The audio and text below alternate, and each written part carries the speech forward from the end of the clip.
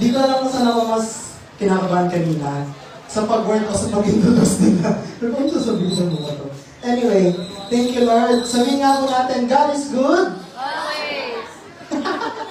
God is good. All the time. And all the time. God is good. And mabuti pa ang Panginoon sa buhay ng bawat isa. And ako po tayo sa ating word na pag-uusapan ngayong hapon. Wala na po akong paligoy-ligoy pa. Tayo po, ang pag-uusapan po natin ay also about faith. So for the past few weeks, ang pinag-uusapan natin sa buong church ay pananampalataya. And specifically, faith in the mission. Pero, alam niyo po, bilang mga kabataan, tayo yung nakakaranas ng maraming transition sa buhay. Sabihin nga po natin, transition. Mas malakas, transition. Ayan, ibig sabihin, kasi kapag matanda ka na, baka nag-30 years old ka na, yung next 10 years mo or next 20 years ng buhay mo, parang wala naman siya ng pagbabago. Naging stable ka na, nagtatrabaho ka na, you have found your career. Halimbawa, na-realize mo na isang magiging teacher ka pala, from 30 years old hanggang 40, hanggang 50, usually teacher ka na, hindi ka na nagbabago ng profession. Pero, pag nasa kabataan tayo na stage, napakaraming pagbabagong nangyayari. 13 years old, sabihin natin 12 years old hanggang 21, naranasan mong maging junior high school, senior high school, college student, magtrabaho. Maybe you have experienced your first heartbreak during that span of time. You have experienced your maraming firsts kang naranasan, na experience during your younghood. Kaya naman, mahalaga na pag-usapan natin ang patungkol sa pananampalataya. Alam niyo ba, kasi every season of our life, there is something that can snatch us from the hand of God. Ito yung katotohanan, mga kapatid. The more na marami tayong seasons, the more na marami tayong pinagdadaanan, the more na pabago-bago yung mga nangyayari sa buhay natin. Parang itong taon pa lang, grade 10, so junior high school. Tapos, next year, grade 11 ka na, senior high school ka na. Tapos 2 years after, college ka na. Napakaraming pagbabagong nangyayari. And the truth is, kada may pagbabagong nangyayari sa buhay natin, meron ding panibagong factor na pwedeng magpaalis sa atin sa kamay ng Panginoon. Or magpalayo sa atin sa kamay ng Panginoon. Magpag-give up sa faith natin. Kaya napakahalaga po ng ating pag-uusapan ngayong gabi. At ang title po nito ay, basahin nga po natin, Faith Through the Seasons, 3, 2, 1. Faith to the season. Ayan, ang pag-uusapan po natin ngayon ay Faith Through the Seasons. Bakit Faith Through the Seasons? Sabi ko nga kanina, tayo mga kabataan, we experience a lot of changes. And from one change to another, pwede natin siyang i-consider na season. Halimbawa, ang season ko ngayon, isa akong junior high school. Tapos sa mga susunod na pagkakataon, senior high school ka na. And biglang college ka na. We experience a lot of seasons. And in every bit, and every change na nangyari sa buhay natin, dapat meron tayong pananampalataya. Kasi again, I say, maraming factor sa buhay natin na pwedeng magpahina sa atin. Halimbawa, nung junior high school ka, ang dali pa lang ng mga school works. So, kaya pang pagsabayan yung ministry at yung pag-aaral. Pero as you age, tumuntong ka ng senior high school, tumuntong ka ng college, and then you realize na parang naging 10 times yung hirap ng ginagawang pag-aaral. So what will happen? You will compromise. Paunti-unti mong babawasan yung time mo sa Panginoon. Kung dati, araw-araw kang nagpipray, araw-araw kang nagbabasa ng Bible, minsan nagiging na lang, 4 times a week kasi sobrang busy na. So the point is, kailangan natin kung pag-usapan yung pananampalataya through every season of our lives. Kasi, alam niyo po, kaya minsan, parang isang araw, ang okay pa ng isang Kristiyano, lalo na isang Kristiyano kabataan, sobrang init sa paglilingkod, as in, ginagawa niyong lahat. Leader siya, that person does everything. Then, maya-maya, biglang next week, hindi mo na nakita. Hanggang sa sumunod na next week, hanggang sa sumunod na buwan. Yun yung katotohanan kasi, ibig sabihin, something in that person's life changed. And basically, pwedeng nagbago yung season niya. And dahil may nagbago sa kanya, yung faith na meron siya hanggang doon sa season lang pala, sa kung saan siya maningit. Kasi, ano siya, junior high school, kaya maraming time, kaya doon lang siya maningit. Paano pag nagbago na? Paano pag mas mabigat na yung mga responsibilidad? Paano pag mas marami nang ginagawa? Paano pag nasakta na? Kasi kaya alam ko na siya naglilingkod nun kasi season niya is sobrang saya niya. Marami siyang kaibigan. Tapos biglang nagkaroon ng tampuhan sa circle of friends. Tapos, wala na. Nagbago na yung season eh. Yung faith, nakadepende sa kung ano yung season na meron siya sa buhay niya. Kaya pag-usapan natin is faith through the season. Kumbaga, yung word na through, imagine niyo siya parang sinulid. It goes through tapos may mga layers ng mga damit, magkakapatong. 10 damit na magkaka-layer. Yung middle na pag tinusok mo siya, tas nag-pass through siya sa lahat, yun yung through.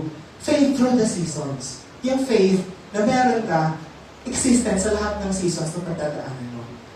Kaya sabihin mo sa iyong katabi, next season kasama kita. Next season. Walang bibitaw. Ayaw na lang sabihin. Sabihin niyo, walang bibitaw. Ayan. So, dito sa mundo, hindi sa Pilipinas, pero sa maraming parte ng mundo, meron tayong 4 na seasons. At aware kayo doon? Ano po, aware actor kasi kahit elementary pa lang tinuturo na siya. Ano yung 4 na seasons na meron tayo? Summer. Sunny or summer? Ano pa? Winter. Oh, mas magaling pa yung mga bata sa inyo. Okay.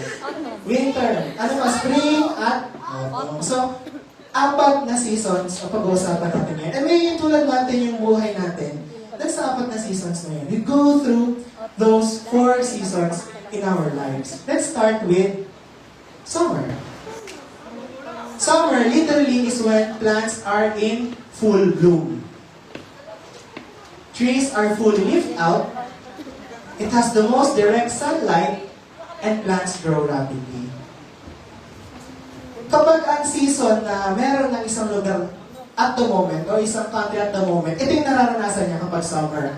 Yung mga halaman na bumulaklak, nagbubunga, as in ang daming trees are green and full of flowers, full of fruits. Yun yung summer basically. And then, yung mga dahon, as in, berde-berde. And ito yung season na yung sunlight, talagang direkta dun sa lugar na yon.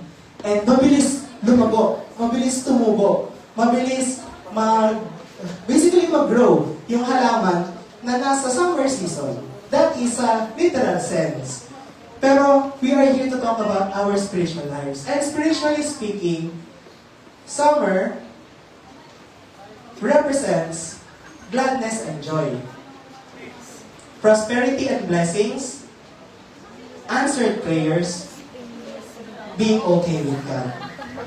Sabi natin yung summer, in the literal sense, yun yung time na ang bilis tumubo ng isang halaman. Ang bilis niyang mag-grow. Namumunga siya. It is that plant season to grow and to bear fruit. Sa atin naman, kapag nasa summer season tayo, we are characterized by these things. Puno-puno tayo ng gladness, masaya tayo. We are joyful sa paglilingkod.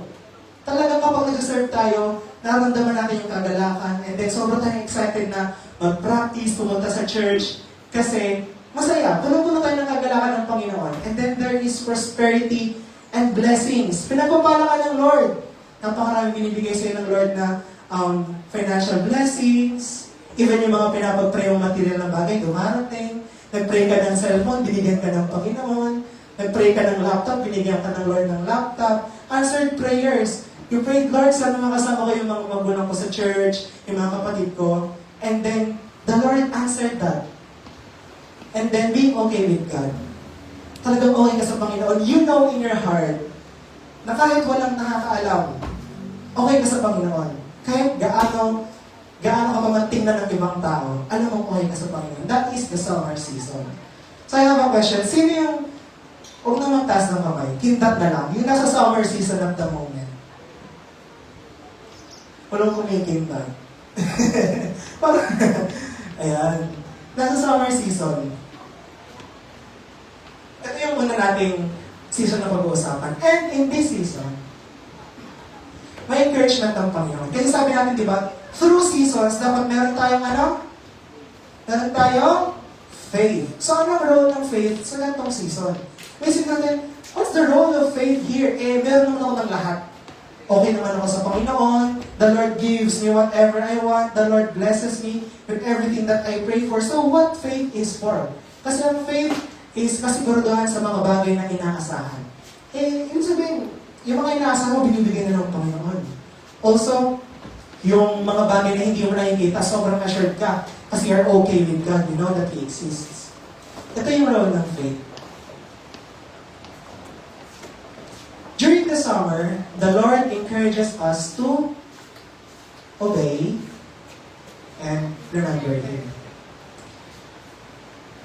Sa time ng Israelites, nung malapit na silang pumasok sa Promised Land, kung alam niyo yung Book of Deuteronomy, alam niyo naman yun. Ito kasi yung message, yung Deuteronomy kasi is yung last speech ni Moses bago sila maghiwa-hiwalay ng mga Israelita.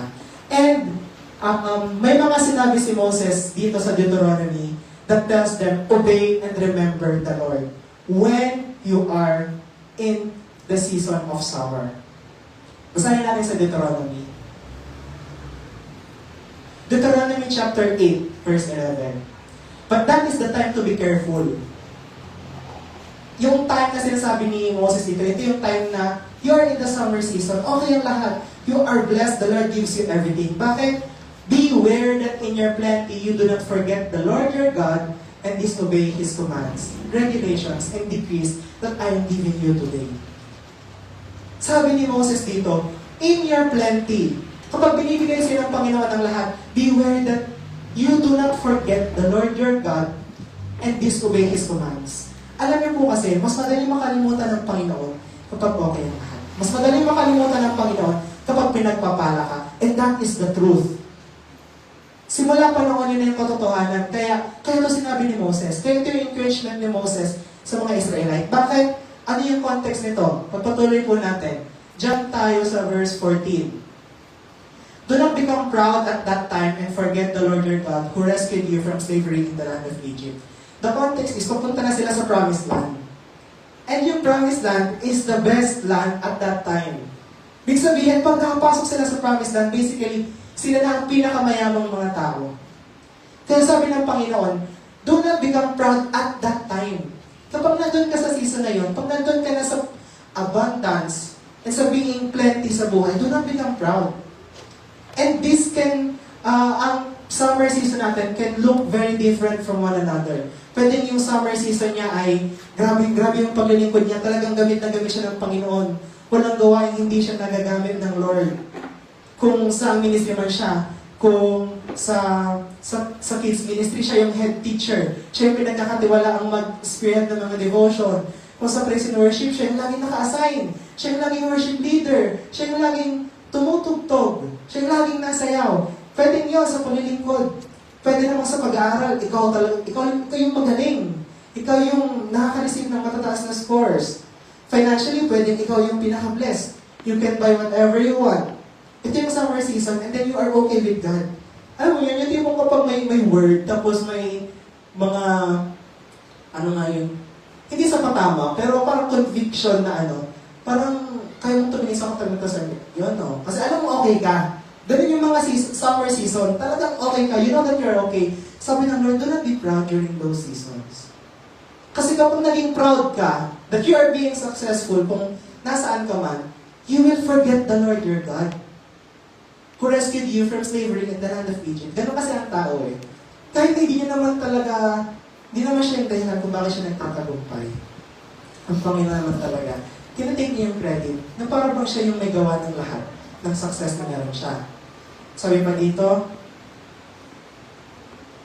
He fed you with manna in the wilderness, a food unknown to your ancestors. He did this to humble you and to test you for your own good. Sabi ni Moses dito, huwag niyong kakalimutan na ang Panginoon ang nag-sustain sa inyo throughout the way bago kayo makapunta sa Promised Land. And sa context dito sa atin, the Lord is telling us, do not become proud and think na kung nasaan ka ngayon, ay dahil sa'yo. Remember those times na nagsisimula ka pa lang. Remember those times na wala ka pang alam sa Bible. Na ikaw pa lang yung mini-mentor. Na ikaw pa lang yung trainee. Yun ang sinasabi ng Panginoon, do not become proud. and think that it is because of you, bakit ka nandyan? Bakit ka leader ngayon? Bakit ka nagagamit ngayon? He did this to humble you and test you for your own good. We have gone through humbling moments in our past, sa past seasons natin. And pinangyari yun ng Panginoon. Para kapag nandun na tayo sa successful moments natin, sa mga aspeto ng buhay natin, hindi natin kayang magyabang. So yun yung challenge sa atin. To have faith, to obey, and remember that. Kasi ang hirap sundin ng Panginoon kapag okay ang lahat. Tandaan niyo po yan. Mas madali magkamali kapag okay ang lahat. Kaya dapat, mas maging careful tayo pag ano. Ang katotohanan kasi, kapag okay ang lahat, mas nagiging careless tayo. Kasi feeling natin, yung pagiging okay at the moment will last for a long time. Without knowing na isang tisod lang natin, wala na. Pwedeng mawala lahat ng pinagpagura natin. Be careful. Alam nyo, ganito. Para sa isang atleta, kapag sasabak siya sa isang labanan, let's say Olympics, bago yung labanan, ano ginagawa niya? Nagtitrain siya. Disiplinado siya. Kumakain siya ng tama, natutulog siya ng tama, nag-i-ensayo siya halos araw-araw. Pero pag natalo na siya, usually, pag natalo na siya, nakamit nila yung gold, anong gagawin nila after? Inuman na. Party na. Gagawin na ang lahat. Wala nang discipline. Kasi madaling magkasala. Ang dali kasi kapag nahihirapan tayo kapag, alam yan, magalit, talagang kaayusin natin yung sarili natin. Pero pag okay ang lahat, ang saya-saya natin, grabe yung paglilingkod natin, we have a lot of friends, a lot of people love us, and like us. Kapag ganun ang mas madaling magkasala eh. Sobrang careless na natin kung ano ang ginagawa natin. Sabi dito sa 17, He did all this so you would never say to yourself, I have achieved this wealth with my own strength and energy. So, kaya ang Panginoon ang nag-provide sa kanila throughout the wilderness para may iwasan to. Maging proud sila and isipin nila na sila ang dahilan why they succeeded. Remember the Lord your God. He is the one who gives you power to be successful in order to fulfill the covenant He confirmed to your ancestors with an oath. It is the Lord who gives you power to be successful in your ministry, in your career, in your work, in your academics. It is the Lord who gives you power. Remember that. And sometimes it takes faith. Kasi kapag nasa success na tayo, feeling natin it is because we did the hard work. Part yun. Part talaga natin na may gawin tayo. Pero huwag natin iisipin na it is because of us. It takes faith na someone, kaya kapag may mga Kristiyanong successful, tapos pag in-interview sila, sinasabi nila, praise God, glory to God, it is because of the Lord. May mga bashers na nagsabi, pinagpaguran mo yun, tapos ibibigay niyo yung credit sa hindi naman totoo. Ginagawa nila, it takes faith to believe. Tagawa sa isang surgery, parang may meme na gano'n inoperahan ka lahat-lahat, tapos naging successful. Tapos pasasalamatan daw ang Diyos, hindi daw yung doktor. Yung mga ganong meme So, it takes faith to believe na ang Panginoon ay may gawa ng lahat. Especially in our most successful moments. Sabi mo po dito, in the season of plenty and being okay, never put your faith in yourself. Never put your faith in yourself. Be humble. Don't be proud. Obey the Lord. Remember Him. Yun po yung challenge sa atin. Kasi, I am telling you mga kapatid, kapag ginawa mo naman yung part mo bilang isang Kristiyano, hindi ka pa i-bless ng Lord. Mga bata pa lang tayo, will go through more. At i-bless tayo ng Lord ng maraming bagay. The Lord will bless us with sa ating finances. The Lord will bless us sa ating pag-aaral, sa ating career, sa ating family. Hindi po bang masasabi mo na you already have everything? Pero sa mga pagkakataon mo, being humble po tayo. At tayo maging proud. Ito yung kailangan nating faith sa season na to. Akala natin na hindi natin kailangan ng pananampalataya kapag okay ang lahat. No. We need to have faith and realize for ourselves na ang Diyos ang may gawa ng lahat. Lest we fall. Lest we fall. If in the summer season, kapag okay ang lahat, you have failed to do the first thing to do the only thing na hinihingi ng Panginoon during that season, to obey Him and to remember Him, we are very likely to fall and go on to the next season. But I'm telling you, kahit anong gawin natin, kahit gawin natin maging okay ang lahat, time will come na darating tayo sa season na to. Kaya the seasons of life, ibig sabihin, hindi siya magiging life kung wala na ito. Sino dito yung nagkaroon ng kabagsakan sa kanyang pagiging Kristiyano? Amen. And that happens. That's part of our life. Nung paano naman kapag nasa fall season tayo? Literally speaking, ang fall season, it is characterized by many trees losing leaves and many plants are unfruitful. Yun yung literal na nangyayari kapag ang isang lugar ay nakakaranas ng season ng fall. Yung mga anong kulay ng mga dahon, nagiging kulay brown, tapos sila ay nalalaglag, at yung mga puno ay parang kalansay. Walang dahon, walang bunga. Yun yung literal na ng season of fall. Many trees lose leaves and many plants are unfruitful. Spiritually speaking, it represents a season of unfruitfulness, weaknesses, temptations, failures, sinfulness. Ito yung season na, alam mo yun, I will say it later, pero ito yung season na parang yung lahat ng mga bagay na winaksi mo na nung nakilala mo ang Panginoon, bumabalik. It is that season. You feel temptations, and yung temptation, hindi lang siya isang beses. Yung temptation na pang-araw-araw, nararanasan mo, you are in that season of fall. You are unfruitful. You are so weak. Talagang spiritually speaking, ang dali mong madayo ng kaaway, onting sundot lang sa'yo, laglag ka na sa temptation niya. Onting sundot lang sa emotions mo, galit ka na. Hindi ka na makapagpatawad. Ito spiritually, spiritual representation ng season of fall. And, sino dito, yung at the moment nandito sa season na to? Yan. Diba?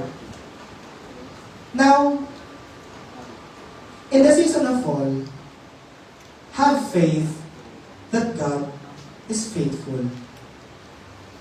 Anong sabi sa 1 Corinthians 10:12-13? If you think you are standing strong, be careful not to fall.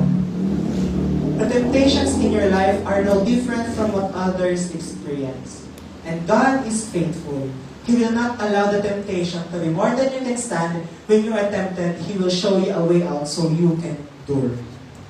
Again, the season of fall in our spiritual lives, it is the season full of temptations. As in, ewan mo kung naranasan nyo na to. Yung araw-araw, you are tempted na magkamali. Yung araw-araw, you are on the verge of giving up. You're on the verge of turning your back from the Lord. You're in that season of fall. Hindi ka pa nagkakasala, tempted ka pa lang. And the Lord is saying na, ang Panginoon ay faithful. Ang Panginoon ay faithful. Yung temptations na nararanasan mo, you are able to endure that with His help. Hindi ka niya bibigyan ng temptation na hindi mo kakayanin. So resist. And also, sabi ng Lord, if you think you're standing strong, be careful not to fall. And ano to, anchor to sa first point natin. Ito yung summer season mo na you are standing strong. Feeling mo walang makapabagsak sa'yo. And sabi ng Lord, ang encouragement ni Paul sa mga Kristiyano, na gano'n, nasa kasigasigan ng paglilingkod at buhay spiritual, be careful not to fall. And then, kapag na-tempt ka man, sabi ni Paul, is, trust that God is faithful. Tapat ang Panginoon. Hindi niya hayaan na yung temptation na mararanasan mo ay hindi mo kayang paglagpasan. Alam mo itong verse na to yung nagturo talaga sa akin na lahat ng pagkakasala ay dahil sa atin. Kasalanan natin, pinili natin. You can never sin and say that God did not help me with my temptation. Kaya sabi ng Lord, in every temptation, He provides a way of escape. Ibig sabihin, pag natin tayo, given natin yung way of escape. So kapag nagkasala tayo, ano yung ibig sabihin nun? We chose not to go the path of escape. We chose to do yung ayaw ng Panginoon. And may mga seasons ng buhay natin na, grabe Lord, parang araw-araw na magkakasala. Parang Lord, araw-araw na lang and hindi ko siya malampasan. Yung mga ganong seasons ng buhay natin. Sabi mo po dito, yeah, if you think you are standing strong, be careful not to fall. Be careful not to fall. Kaya yung sabi natin kanina lagi natin tandaan ng Panginoon ng may gawa ng lahat. Siya ang pera kung bakit tayo successful. That is being careful. Tayo maging reckless, mga kapatid. Na porket okay ang lahat, gagawin natin lahat ng gusto natin. Lahat ng feeling natin tama. And God is faithful. Tapat ang Panginoon, He will not allow the temptation to be more than you can stand. Have faith in God. Kapag ito yung season mo, feel mo araw-araw tempted ka, sabi ng Lord, have faith in the truth na tapat ang Panginoon. Pinagpalatayanan po natin yun. When you are tempted, He will show you a way out so that you can endure.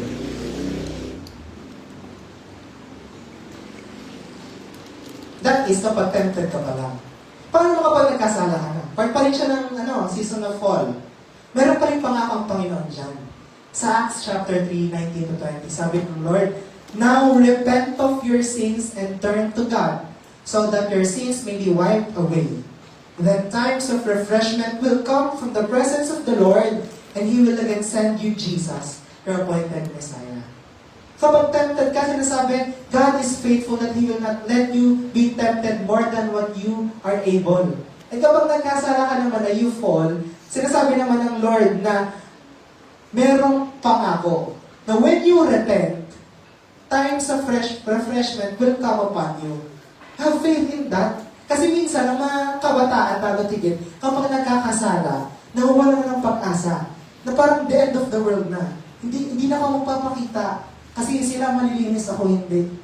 Kasi yung mga tao sa church, mga perfect yan Ako hindi. No, hindi yun totoo. That is the enemy telling you lies. Because the truth is, when we fall, wala nang after this, wala nang rason na kaya hindi pupunta ng church ay dahil feeling niya hindi siya malinis enough to be in the church. Sabi nga ni Pastor Dian kayo ng umaga, di ba?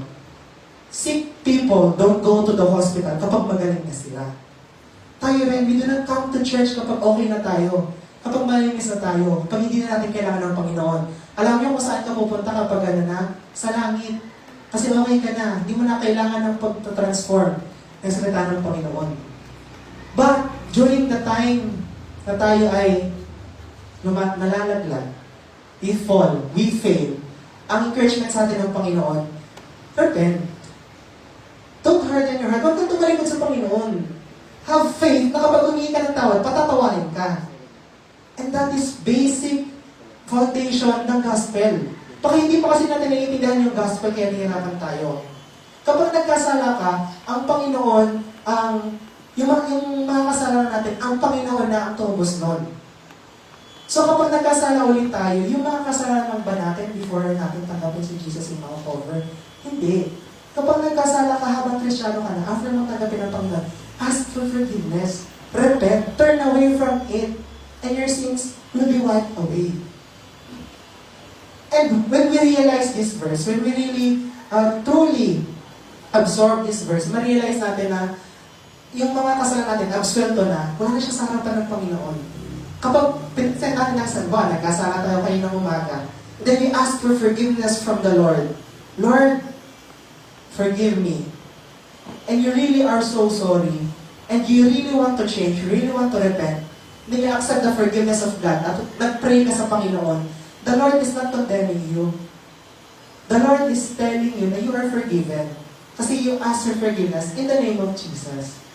Siya yung tubos sa mga kasalanan natin. Binibihisan tayo ng Panginoon. Ang righteousness kasi ng isang Kristiyano, imputed. Ibig sabihin ng imputed, ibinigay. Yung righteousness na meron tayo, hindi siya dahil may ginawa tayong mabuti. Sa mundo kasi, a righteous person is a person who does what is right. But no person ever does right things perfectly. Nagkakamali pa rin. So, pag sinabi tayo may righteousness, ibig sabihin nun, yung righteousness ng Panginoong Jesus, nung tinanggap natin siya, naipasa sa atin. So, when God the Father looks at us, malinis na tayo. Kasi ang Panginoong Jesus ang kanyang nakikita. Sabi nga ni Ate Julia sa isang Bible study, nung nag-Bible study siya sa bahay ata namin yun. Sabi niya, parang ganito siya. Yung magulang, na kilalang kilala yung anak niya na pasaway. Talagang lagi gumagawa ng mali. When that person, parang analogy lang po. Tapos kapag iniharap sa ibang tao, yung batang yan, sasabihin ng magulang, ay hindi, mabait yung batang yan. Hindi yan nagkakamali. Hindi yan nagkakamali, sobrang bait niya, ginagawa niyang lahat. That child of mine is okay. Imagine mo, paisip ka, parang hindi totoo yun pa. Parang hindi totoo pa. Parang ganun tayo sa Panginoon. The Lord looks at us as if we are truly forgiven, we are truly clean. And not as if, kasi yun talaga yung totoo. Yun talaga yung totoo. Kaya in this season, magpusan tayo matitisod dito. Kasi pwede tayo matisod dito na nagkasala ako, ayaw ko nang patuloy. Doon naman sa summer, pwede kang matisod sa wealth na meron ka. Kaya nga sabi ng Lord, di ba, what shall it profit a man if he gains the whole world but loses his soul? Yun yung sa summer. Yun yung katitisoran mo, yung treasures mo, yung wealth mo, yung possessions mo. Sa fall, ang katitisoran mo, yung pagkakasala mo. And pride din yun yung nagkasala ko, hindi na ako mag-pray. Nakakaya kay Lord. Pride yun, kasi feeling natin, worthy lang tayong mag-pray kapag okay tayo. Worthy lang tayong mag-pray kapag wala tayong nagawang mali. Worthy lang tayong mag-church kapag hindi tayo nagkasala. That is pride. You are basing your salvation and your relationship with God off of what you do. That is legalism. Feeling mo kapag nagkamali ka, wala na yung salvation mo. Hindi ganon. Kailangan natin humingi ng tawad sa Panginoon sa mga ganitong season. And, ayan. Inisip mo kanina, saan ko isisingit yung ipapatotoo ko? Maybe this is the right time. So, I can say that last year was my summer season. Last year was my summer season. As in, I was doing all the dream that I could do sa paglilingkod ko sa Panginoon. And I received everything I could ever ask for from the Lord. Siguro, I'll start dun sa That was February or March. March when napagbigyan ako rin ng mama na magkaroon ng motor. So, yung motor ako, pinayagan nila ako. First blessing of the year. Then, next thing, napagbigyan na nito, okay. For the second time, I was assigned as tribe leader sa youth camp, yung West Castle. And yung group namin, yung tribe namin ng Willow, at the last day of the camp, we received a lot of awards. So, best in yell, best in flag. As in, ang okay, ang galing. Sabi ko, grabe, bawin to dun sa Kingdom Greatness tribe ko na na-disqualify kami. Sabi ko, grabe ang pagkilos ng Panginoon. And before that youth camp pa, April yun nakita ko na yung schedule. Naka-assign ako as midweek preacher. Sabi ko, Lord, pray ko lang to last year. Sabi ko, Lord, prayer ko makapag-preach sa pulpit. Prayer ko yun talaga. Prayer ko talaga yun. Kaya nga na-realize ko na teaching. Kasi ang ginagawa dito, teaching yung ginagawa dito sa pulpit. Yung ginagawa ko teaching. Na-realize ko, teaching talaga yung calling. Teaching at the moment yung calling sa akin ng Panginoon. So, Lord, grabe, thank you. And then, when I did my first midweek preaching, ang daming commendations. Sabi ko, okay, Lord, you really did call me. Ito, ganyan. Tapos, the next week, wala pang 2 weeks after, bigla naman akong inassign ni Ate Joey na mag-preach naman ng youth service. Yun yung greater. Wait lang. April, May. Basta magkasunodan yun. Yung first midweek preaching ko, go back to the cross and be crucified to it, if you remember. Tapos yung first youth preaching ko naman, greater. God is supreme, be anchored in Him. Stay anchored in Him. So yun, sabi ko, grabe, everything is going well talaga. And then, last year then sinuot ko yun pati mo kalimutan. Last year, Nasunod din yung prayer ko na magka-MacBook kasi prayer ko talaga since senior high school. Sabi ko, Lord, gusto ko ng MacBook. Ito siya. Ko, Lord, I really want one. And then, hanggang sa nalaman ko na binahan pala ako ni Papa sa abroad, so ipapadala na lang. So, yan, nandiyan na sabi ko, everything was going well. It was the best year of my life so far sa paglilingkod. Sa lahat ng blessings na pwedeng ibigay ng Panginoon. And then, last year din, yung napagkatiwalaan ako for the second time, i-lead yung media and promotion team ng anniversary. So, second time yon. And then, kahit sobrang hirap ng mga pinagdaan namin para matapos yung Mission Unstoppable series, it became worth it in the end. Sabi ko, Lord, grabe, everything, that was my summer season basically. That was my summer season. But, the thing that I told you not to do during your summer season is the thing that I exactly did. I did. The thing that I told you to do during that season is the very thing that I did not do. I was not obeying the Lord. I was not remembering the Lord. I forgot about the Lord because of all the blessings that I was experiencing. Nagagamit ako ng Panginoon, nagde-devotion ako, pero alayo na puso ko sa Panginoon. Nagde-devotion ako, pero alayo na puso ko sa Panginoon. And then, nagbabasa ako ng Bible, pero yung heart ko sobrang layo sa Lord. Nagagamit ako ng Panginoon, but my heart, lumayo siya sa Panginoon. I was not obeying His convictions. I was not remembering Him when I wake up and when I lay down. So basically, yung ginagawa ko, naging siyang performance. Yan yung danger na sinasabi ko mga kapatid. Kapag okay ang lahat. You think nothing can go your way anymore. And so I became tempted and I fell. Basically that. And andito tayo ngayon sa season na to. I experienced this season of fall. Kung hindi nyo alam to ng marami, pero hindi ko sure kung alam ng iba, I was rested for 3 months. So, 3 months ako nung hindi nakatayo sa kahit anong ministry. Yung lahat ng gusto kong gawin, hindi ko nagawa. Hindi ako kasi last year din yung nakakanta na rin ako, tapos nakakatugtog. Sabi ko lahat ng pangarap ko talaga, nagagawa ko sa paglingkod ko sa Panginoon. I was rested for 3 months.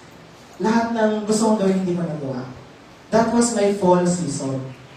And, tapat ang Panginoon talaga. Tapat ang Panginoon kasi during those 3 months, that's when I really sought the Lord. In-strip ng Lord lahat ng meron ako kasi yun ang gagawin ng Lord. Kapag sobrang confident mo na sa meron ka, kapag feeling mo, parang nagiging Diyos mo na yung meron ka, the Lord will strip you of that. Kaya, ewan ko kung naranasan niyo na yun, pero may this be a teaching for everyone that when we are in that summer season of our service sa Panginoon, huwag natin kakalimutan si Lord. Huwag natin iisipin na yung meron tayo ay dahil sa atin. Kasi kahit na sinasabi ko nun dati na glory to God, deep in my heart, nagkakaroon ako ng pride. Nagkakaroon ako ng thinking na if it wasn't for me, hindi magiging ganun yung kalalabasan ng mga ginagawa ko. And so that's what happened. I fell. And sa fall season, again, just repent and seek the Lord. And times of refreshing will come unto you. Papagpatuloy ko yung later part ng testimony ko sa mga susunod na seasons as we go along. Times of refreshment will come and have faith in that too. But there's a winter. Ayan. Literally speaking, winter is when the temperature is very cold and plants growth is limited. That's on the literal side. And spiritually speaking, winter is when you are very cold and your growth is limited. And usually, nangyayari ito after ng fall. Hindi, sa totoong literal na seasons of life, ay seasons of the earth, nangyayari talaga siya after the fall. And sa atin din, nangyayari itong season na ito na sobrang lamig natin sa Panginoon. And yung growth natin sobrang hindered. Talagang parang kahit anong gawin natin attend. At paglilingkod, hindi tayo lumalago. Ito yun. It is what happens after we fall. It is what happens after autumn. Magkakaroon ng winter. Magkakaroon ng taglamig. And ano yung kailangan natin gawin? Ano yung sinasabi ng Panginoon sa atin when we come across this season? In the season of winter, do not harden your heart. Kasi in that season of yours, alam niyo ang gagawin ng Panginoon? Diba? You fall, you fell, and then you are being called by God into repentance. Do not harden your heart. Sa mga ganitong season kasi, hindi kasi, lalo na sa mga nawawala, sa mga nawawala ng hihina, doon pinaka-nangungusap ang Panginoon. Pero ang tendency ng mga taong kinakausap ng Panginoon during those seasons, sa fall and sa winter, mas lalong tigasan. Yung nahihirapan na, tinitigasan palalo yung puso. Yung ni-reach out na, mas lalo pang tinitigasan. Ayaw ibaba yung sarili. Ayaw open yung puso. Ayaw palambatin yung puso. Ayaw aminin yung pagkakamali. Ayaw aminin yung mga bagay na maling nagawa. And those are the people na hindi nakakapagpatuloy. I am telling you, kaya tayo nandito ngayon. Each and every one of us here this afternoon, hindi tayo nakakapagpatuloy tayo. Kasi we did not harden our hearts. That during those times that we have fallen, we confessed it and we repented of it. Yung mga times na we fell, yung mga times na nagkasala tayo, lumaglag tayo, we confessed it. Inamin natin siya. And then we receive the rebuke, we receive the correction, we receive the process that we must go through for us to be restored again. And yung ibang mga tao, yung mga Kristiyano, they fail in this part. Nagkasala na, dati okay yung paglilingkod nila, hanggang sa nagkasala, and then nandito na sila sa winter season where they are being called out, where they are being rebuked, and they harden their hearts. Sinasabi ng mga leaders, sinasabi ng mga tao sa paligid na magpatuloy ka lang sa Panginoon, ina-encourage sila, tinutulungan sila. Pero ayaw nila, sila mismo yung ayaw magpatulong. Sana tayo ganon. And I believe kaya tayo nandito kasi hindi tayo ganon. Nandito tayo kasi when someone reached out to us, we really confess na nahihirapan po ako, na kailangan ko po ng tulong. And so, the people around us were able to help us, and that's why we are here. Kasi kapag hindi natin yan inamin, tinigasan natin yung puso natin, mawawala tayo. We would rather hold on to our pride kaysa aminin nagkamali tayo at magpa-under sa process of restoration. And I'm very thankful. Kasi sabi nga, kahit na patuloy tayong umuunti, although parang naman tayo, although parang patuloy tayong umuunti, the Lord, ang ginagawa sa ng Panginoon, ano yung process ng pagliliglig? We really are being sifted. Through what? Through corrections, through rebukes. And kaya tayo nandito kasi pinili natin magpakubaba. We chose not to harden our hearts. Amen? Sabi sa Hebrews chapter 3 verse 15, we know this. Remember what it says, today when you hear His voice, don't harden your hearts, as Israel did when they rebelled. Huwag po natin titigasan ang puso natin. Kasi during those times, mas doon pinakamalakas yung conviction ng Panginoon eh. Doon pinakamalakas yung conviction ng Panginoon. When we have fallen, and we are in the process of ibabalik naman tayo ng Panginoon, doon pinakamalakas ang tinig ng Lord. Sinasabihan tayo ng Panginoon to humble yourself down. Sinasabihan tayo ng Panginoon to confess, to repent.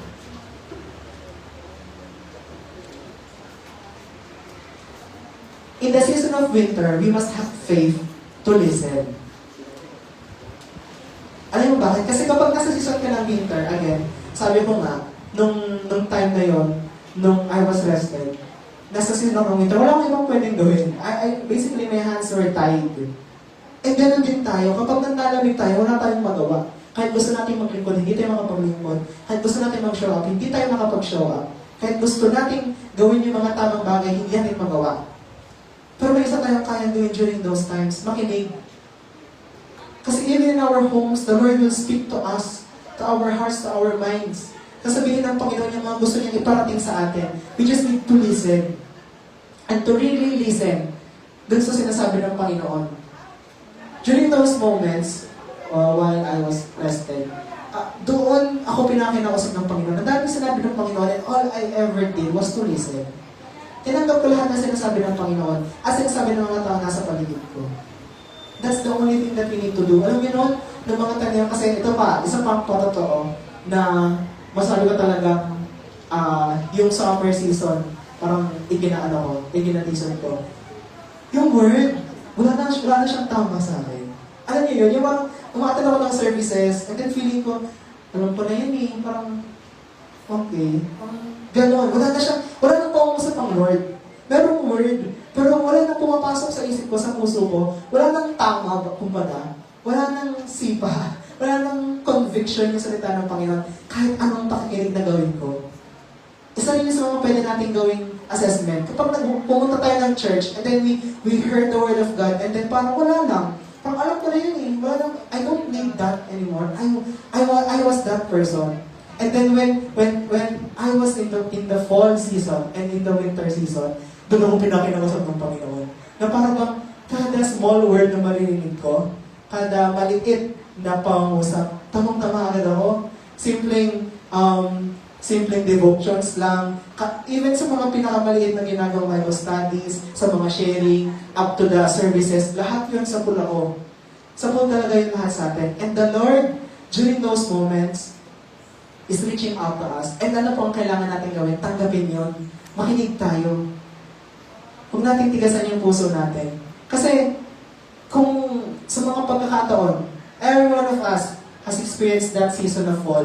And then we're in the process of being called out, of being rebuked, of being corrected, and we did not listen. Tinigasan natin yung puso natin. Eventually, makakala tayo. Our faith will fail. Amen? That is for the winter season. Lastly, spring. Spring na. Ano after ng spring? Summer. So, babalik dun sa umpisa. So, I want to just say na hindi siya isang mess na mangyari sa buhay natin. So you have fallen and you think yun na yung last? Hindi pa yun. So be careful. Sabi nga ni Ate Joey sa akin, kasi si Ate Joey talaga yung pinaka-nakausap ko. Sabi ni Ate Joey, Chris, sa tingin mo yan na yun? Sabi, hindi pa yan yun. May mas malala pa dyan. Sinasabi niya, si Ate Joey, ayoko na. Pero, kasi yun yung totoo. Hindi siya matatapos sa isang kabagsakan. Hindi siya matapos sa isang pagkakamali. And then pag na-restore ka, habang buhay ka na ulit. Babalik tayo sa summer. Kasi after mong wawagsak, and then mapunta ka sa path of restoration, makakabalik ka. Tignan niyo ako ngayon, dito lang din ulit. Di ba? Makakabalik tayo sa ginagawa natin sa paglilingkod kapag nagpasabit tayo sa proseso. Pero I am telling every one of us now, at kahit ako ngayon, sinasabi ko yung sarili ko, pabalik tayo sa summer. Babalik tayo sa summer after ng lahat. And then sana, dun sa summer season natin, natuto na tayo. Pero, I can tell you really, in the smallest of things, pwede tayong magkamali. So, kahit hindi ko naman nagagawa yung nagawa kong pagkakasala sa Lord last year, ang nagagawa ko naman na yung mga simple sa emotions. Doon naman ako na sabi ko, thank you Lord, dahil kahit paano, yung mga maliit na bagay na ako nagigilty. Kasi dati kahit sa mga maliit bagay, parang wala nang guilt eh. Pero at least ngayon, sa maliit na bagay na ako nagigilty. Yung tipong, parang maging irritable lang ako nagigilty na ako na, parang mali yung tono ng pagsublo kay mama. Parang gano'n. Pero yung mga ngayon, yung mga convictions. And then, dun inaayos ng Panginoon. Yun sana yung mangyari sa atin. After one cycle of summer, and then biglang fall, usually kasi sa mga ganitong sitwasyon, yung mga malaking bagay yan. Malaking bagay. May fall, and then, ito yung mga klase ng pagkakasala na kailangan ma-involve yung leaders, kailangan magkaroon ng talagang proseso. Ganitong mga malaking pagkakataon. Pero after nun, sana, hindi na maulit yun. Hindi na ulit na kailangan ma-rest ng 3 months. Kasi dapat natuto ka na doon. Pero what I am telling you is that meron pa sa mga maliliit na bagay, babagsak ka. Sabi na lang sa emotions. Kapag naman nagalit ka, hindi ka naman para i-rest ng isang buwan. Diba? Pero you know na nagkasala ka sa Panginoon. You know na nagkaroon ka ng tapo sa kapatid mo. You know na nagtanim ka ng galit at kasalanan yun. Kung paano ka nakipag-usap, yung tono ng pananalita mo, irritable ka, you have hurt, you have offended other people, pagkakasala pa rin yun. And sana sa mga, gano'n na lang na mga pagkakasala yung magawa natin. Yung sabihin, ano ibig sabihin? From glory to glory. Binabago tayo ng Panginoon. Kasi kaya siya cycle, hindi siya isang beses na mangyayari. Pero, what I want to point out, isa na yung intensity niya, pababa na.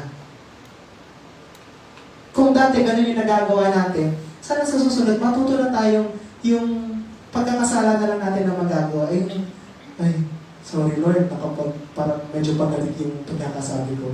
Yung ibang tao, walang paki doon, kahit gano'n nila yung naiintindihan niyo pa ako. Naiintindihan niyo ba ako? Paunti na, from glory to glory. Amen. And dito tayo sa spring. Spring literally is when plants sprout, flowers bloom, animals emerge from hibernation. Ayan. So after experiencing that fall, naglagas, yung mga puno ay walang bunga at dahon, paunti-unti, nagkakaroon ng dahon, maliit, and then nagkakaroon na rin ng, namumulaklak na rin. And then yung mga animals, kasi sa winter, yung mga animals, lalo yung mga nasa malamig na lugar, they are hibernating for a long time. So natutulog sila ng ilang buwan, walang singan. And then ito nangyayari sa atin spiritually, di ba, pag nasa winter tayo. Parang tayo natutulog, wala tayong magawa, wala tayong makilos, and then we basically are not doing anything. Di ba? Ang kailangan natin gawin ay makinig. Kaya sa winter, kailangan talaga nakikinig tayo. Kailangan tanggapin natin lahat ng corrections and reviews. In the season of spring, learn how to wait. Ayan. Learn how to wait. Kasi, after ng winter, magkakaroon ng spring, paunti-unti magsisibol ng mga halaman yung mga flowers. Pero, ito yung time na meron tayong tendency na mainip. Alam mo yun, nasa path of restoration ka na. Pero naiinip ka, you want to hasten it. Gusto mong pabilisan, parang, Lord, ang tagal nakakainip. And ito ganun, matitisod sa paghihintay. Ang tagal ng blessings ng Lord.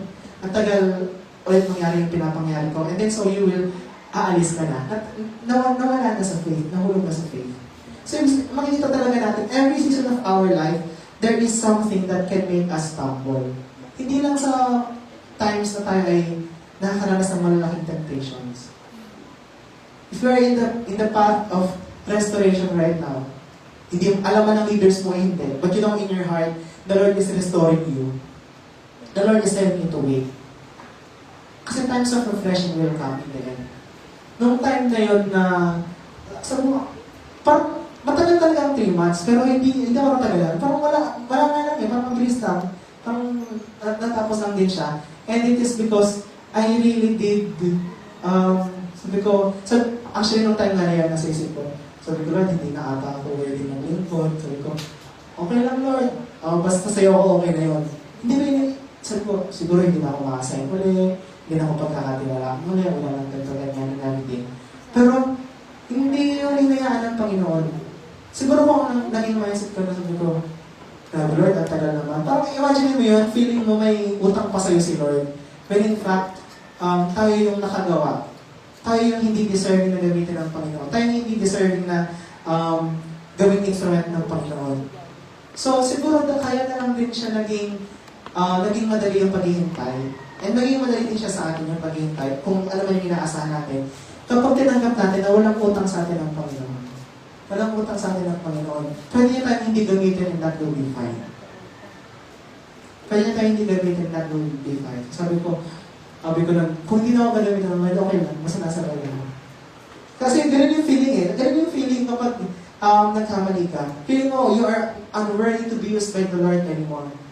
Pero the Lord is just letting you wait. The Lord is just letting you wait. Anong sabi sa verse natin? Sa Psalms 130, verse 5, I am counting on the Lord Yes, I'm counting on Him. I have put my hope in His Word. Sa ibang salin, I am waiting on the Lord. Ibig sabihin, when you are counting on the Lord, you are waiting on Him, you are depending on Him. Umaasa ka sa Kanya, hinihintay mo yung ibibigay niya sa'yo. Di ba merong kanta na, you can count on me. Ibig sabihin, pwede kang umasa sa akin. We can count on the Lord. Pwede tayong umasa sa Panginoon na when we listen to the season of winter and we are expecting na ibabalik tayo ng Panginoon sa dati nating sigla, doon sa summer season natin, doon sa talagang masigasig tayo sa paglilingkod, doon sa talagang hindi natin kinatatabaran yung ministry, ibabalik tayo doon ng Panginoon. Count on Him. And sabi dito, O Israel, hope in the Lord, for with the Lord there is unfailing love. His redemption overflows, and He Himself will redeem Israel from every kind of sin. Hope in the Lord. Yes, hope in the Lord, mga kapatid.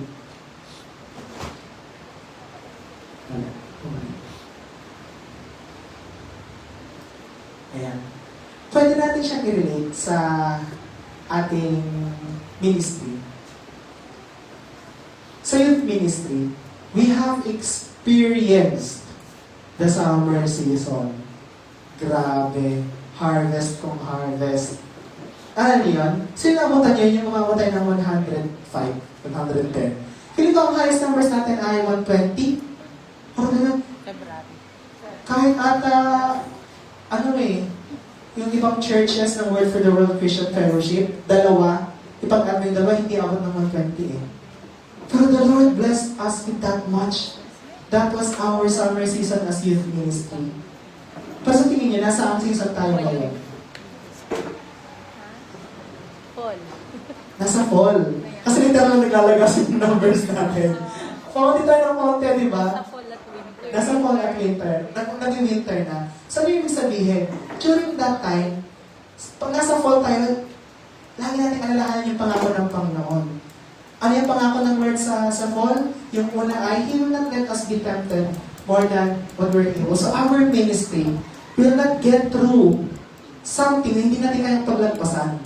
And our ministry, sabi ng Lord, sa mga ganitong pagkakataon, let us hope in Him so that times of refreshment will come. Alam niyo, kanina, hindi ko lang nararamdaman ko bago magsimula yung akong praise and worship. Sabi ko, Lord, hindi ko lang kung kinakabahan ba ako, o na kasi ang onti parang ng mga tao. And then, ngayon lang din, the Lord reminded me na yung seasons na yan, hindi lang siya sa buhay ng tao. Also applies to the ministry. And right now, kung nasa fall season tayo, nasa winter season tayo, the Lord is telling us to listen. What is the Lord telling us right now? As the people na nagsistay ngayon. Ito yung kinakausap ng Panginoon. And alam nyo, sa past meetings ng leadership ng youth, we are assessing everything. And na-realize na rin about isa, na lahat tayo may role in this. Lahat tayo ginagamit ng Panginoon. And the Lord is telling us about something. We just want to listen at this very moment. May instruction ng Panginoon, kailangan natin pakinggan. The Lord is telling us to reach out. The Lord is telling us to love. And yun yung kailangan natin gawin. Hindi tayo para ma-disappoint. Kasi ibabalik ng Panginoon. The Lord will put us back to where we want to be. Baka yung 120, hindi lang yan ang bumalik yung numbers natin. Baka mabot pa tayo ng 150. Hindi yung posible yun. Huwag lang tayo mawala ng pag-asa. Makinig lang tayo at this moment. If you think our ministry right now is in the winter season or the fall season, it is not something to be so discouraged about. It is something to pray for. Kasi nararamdaman ko ang bawat isa, nararamdaman ko lalo ng leaders. We are doing sa inyo, pero I also can feel my co-leaders, kahit hindi lagi yun ang napag-uusapan ng Waris. I know the burden na, Lord, ba't parang onti namin, ano ba yung ginagawa namin, what are we doing wrong? Pero, just like how the seasons of the earth cycles and our lives cycle, our ministry also has its own seasons. And I believe, malapit na tayo dito sa spring. Malapit na tayo dito sa spring. And kailangan lang natin mag-hold on. Kailangan lang natin magpapagod. Amen po? Faith keeps us glued to the Lord in all seasons. That's the significance of faith. Na kahit ano mang season mo, kaya mo manatili sa Panginoon kapag may faith ka. Kaya I really am praying and hoping. Kaya ito rin yung binigay ng Panginoon na word sa ating lahat. And then, talagang sinabihan din ako ng Lord to testify about what happened to me. Para ma-realize nyo, hindi okay ang lahat sa lahat ng tao. Kasi may mga narinig ako, may narinig ako sa isang kabataan, parang ang dali daw sa akin ang lahat. Eh yung time na na naka-rest ata ako. Sabi ko, kaya ko ito sinabi sa inyo kasi mga kapatid, no one's got it easy. Not Ate Joey, not Pastor Roon, not Ate Julia, not Kuya Rizkan, not me. Sabi ko, nakakaya yung partner ng buhay ko. Sabi ko, parang sabi ko, I will never share that to anyone. But the Lord, naniniwala ko, uses our lives to touch others. Hindi madali ang lahat mga kabataan. I really want to encourage you, na naman yung season mo, huwag mong bitawan ng Panginoon. I really am praying and I'm hoping na yung bawat mukhang nakikita ko dito ngayon, ay sila pa rin yung mga nakikita ko sa mga susunod na Sunday, plus more people. Mga kapatid, let us not depend on our feelings. Kung tayo depende sa nararamdaman natin, kung malungkot tayo, kung nasasaktan tayo, kung nagkasala tayo, kung hindi mo tayo na-assign, doesn't matter. Manatili lang tayo sa Panginoon. Kasi lahat ng bagay na to, it is nothing compared to our relationship with God. Eh ano kung hindi tayo nakakapaglingkod pa? Eh ano kung hindi tayo nagagamit pa? Eh ano kung hindi pa tayo leader? Eh ano kung hindi tayo, wala tayo sa posisyon na ganito? Eh ano kung bakit sila yung nagagamit? Kasi yung laging ina-assign.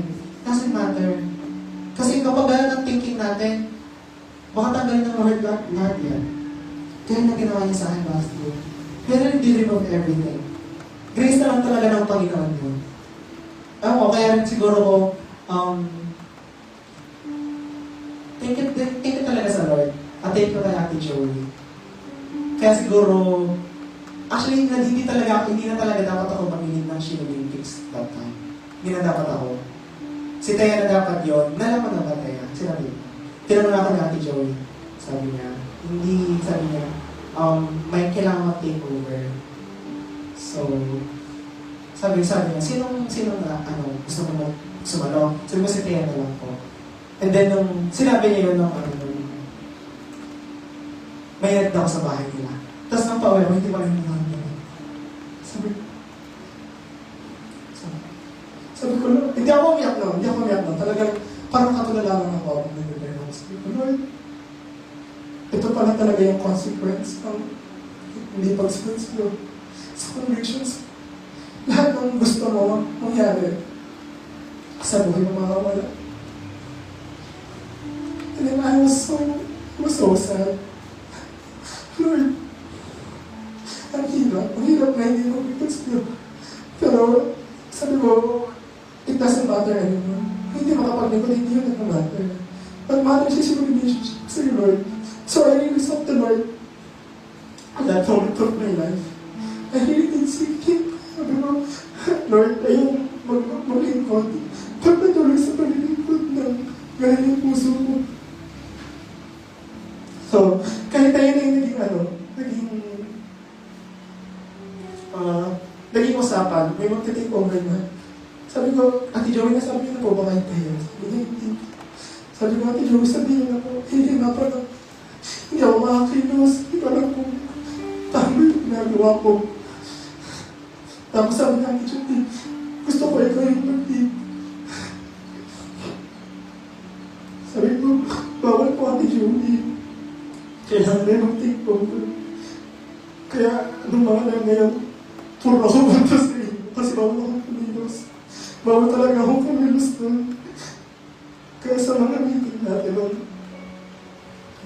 puro ako punta. Ito yung gawin niyo kasi wala talaga akong pwede genuine. Basically, dapat hindi ako nag-believe. Pero yung things na it was by His grace. It was by His grace. And then, sobrang thankful ako sa mga tao na sa paligid ko. Sabi ko nga, noong mga time na yun, yung dun sa akin sinabi ni Ate Jo yung sentence na, sa tingin mo, how can you be so sure na 5 years from now, 10 years from now, nasa Lord ka pa rin? Because I was really complacent. I became so complacent. Kaya nung sinabi sa akin ni Lord, ni Ate Joey, how can you be sure that 5 years from now, 10 years from now, nasa Lord pa rin? It really hit me. It really did hit me. Sabi ko, Lord, wala pa na talaga kasiguraduhan. I can never be too complacent. I can never think that I am standing. I can never think that I am standing. Because I really will fall. Kaya everyone, tayong lahat, ano man yung study natin, kung nasa rurok man tayo ng paglilingkod natin ngayon, don't ever think that you are standing lest you fall.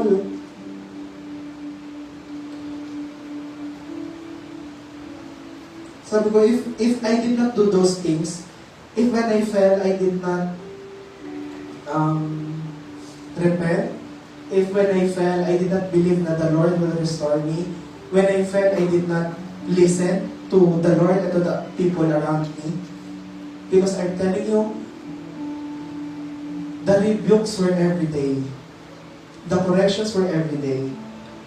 For those 3 whole months, pero I think the Lord, dahil hindi siya naging mahirap sa akin. Kasi tinanggap ko siya ng buong puso ko. Kasi totoo naman eh. And then, if in the spring season, I did not wait,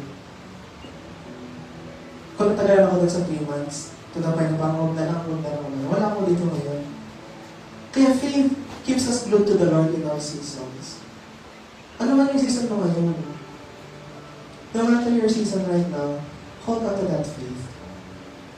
It will keep you glued to the Lord from one season to another, wherever you may be right now, in every season. Can you all stand?